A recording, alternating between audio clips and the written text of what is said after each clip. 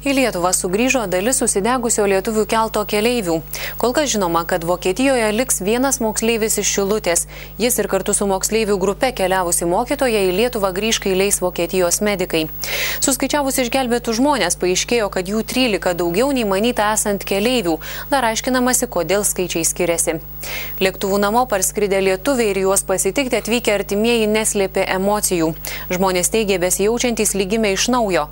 Kai kuriems keleiviams košmarišką naktį primins pasiimtos gelbėjimo liemenės.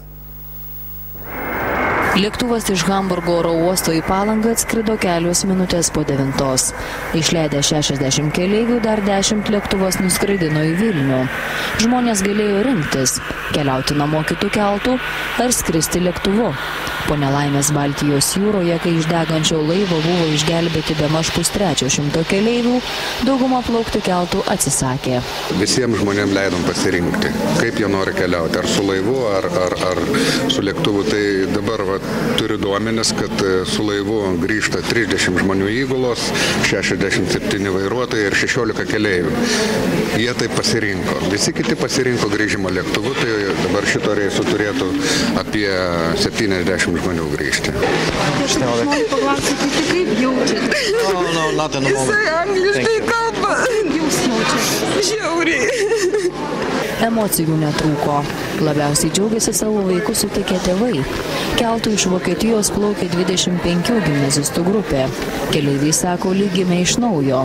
Kai kurie prisiminimų parsivežė gelbėjimo liemenes, kurias tą naktį vilkėjo. Ką dariau?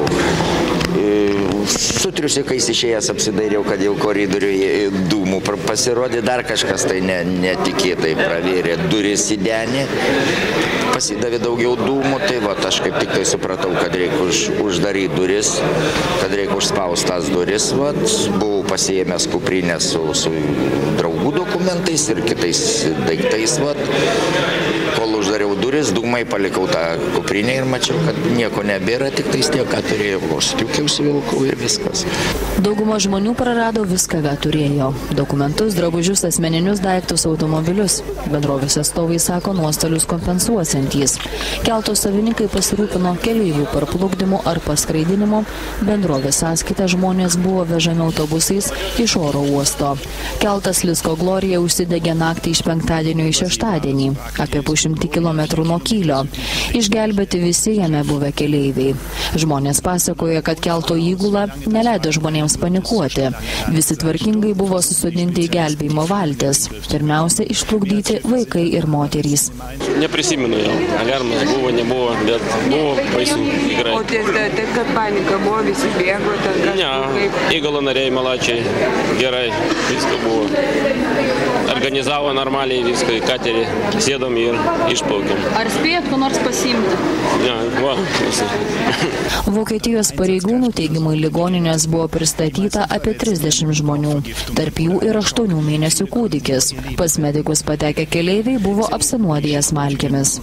Jis nieko negalėjo papasakoti, aš pilnai suprantu, nes paprasčiausiai mums vokiečiai davė, ten draugai yra, jie nuėjo į ligoninį ir mes vakare gavom žinutę, kad jisai yra šoke. Teigiama, kad Vokietijos ir Danijos pareigūnai keltą Lisko Gloriją gesina iki šiol. Suplėškėjo visi laive buvę kroviniai, automobiliai. Užsienio naujienų agentūrų teigimu baiminamasi, kad keltas neperlūžtų ir į jūrą neištekėtų degalų. Dėl ko Lisko Glorija užsiliepsnojo, aiškinasi ekspertai. Viena iš galimų nelaimės priežasčių – užsidegęs techniškai netvarkingas vilkikas.